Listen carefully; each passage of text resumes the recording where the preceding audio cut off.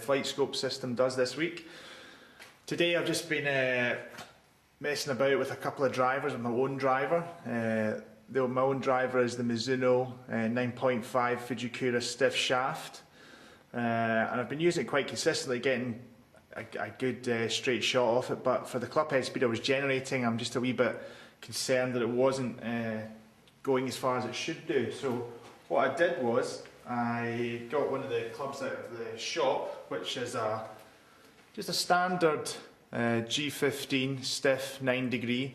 The shaft is a Serrano, it's made by a dealer, 60-gram shaft, and I just basically hit 10 shots with each in the Flighscope. Now, if you have a look at the screen, try and follow the pointer. On the left, the bottom left, we've got the distance, the flight time, that's the time the ball will spend in the air, smash factor, which some of you may know about. It's the ball speed divided by the club head speed, which gives you overall efficiency of the club. Okay, the direction of the strike, the launch angle, again the ball speed, club head speed. So what we did was, you'll see in the sort of the ball flight there, this is the Mizuno. Okay, pretty good. Again, I was getting roughly about 104, 105 mph swing speed, and that was my dispersion rate there. Now, in the red, you can see the G15. Now, there was one that went wickedly left. That shows us that we're all human, but even good players hit by bad shots. So, again, I'll take you on to the next screen. And what this shows is the dispersion rate. So you can see in the blue, that's the Mizuno, and in the red, that's the G15. So the blue is a slightly smaller dispersion rate, but obviously in the red, that one that went wickedly left has made my dispersion rate bigger. Okay, so it's just a very good screen for feedback for pupils. Now, go on again, and this just shows us the path of the club. You can look at it from the top or from the side. Again, it will show sort of differences in your swing path via out to in to out. Club head speed, again, these are sort of more in-depth screens that we go into with the better players. Okay, and a side-on view of the ball flight here, which again will show you the height. If we're looking for maybe something that launches a bit high, you'll see it visually on there quite clearly. Again, just a user-friendly screen. You've got your carry distance, your ball speed, your club head speed, your launch angle, and the overall shot, which is quite good. It was a straight one, so I'll take that. Here we've got all the data we need. We've got the carry distance, the total distance, how far right it's gone or left, club head speed, ball speed. And again, we look at the two results. Now if I just zoom in,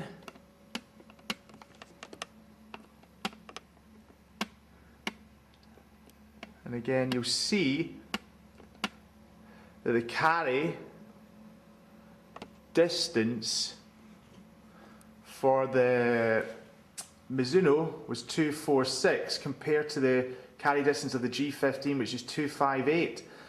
You know, that's the 12 yards of a difference, which is pretty good, to be honest. Again, the club head speed was pretty similar with both, but the difference was the ball speed for the G15.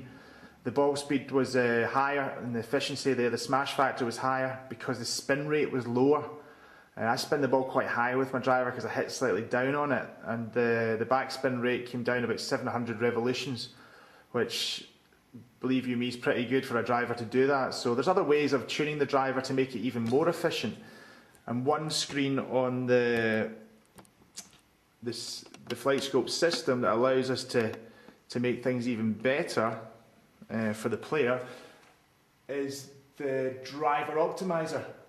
And what this shows us is, you can see the shaded part, the red and the blue. It shows us the Mizuno and the G15 driver, but it actually tells us what we need to do with the club to make you hit the ball straighter and further. So to get your optimum distance, what I've got to do here, if I just try and show you again. Okay, I have to increase my launch by just a little bit. So keep the launch of the ball the same, and have to reduce the spin rate. You know, that's a very difficult thing to do. You can do it with ball, with shaft and club head technology. So it just gives me the information that I need. But this only took 15 minutes to do, so finding another 12 yards for my game is hugely beneficial. So to make an impact on my game, think of what it could do for you. So if we come out here again, and we'll go back onto the two clubs. So 12 yards of a difference, reduced the spin rate, promoted a little bit of a draw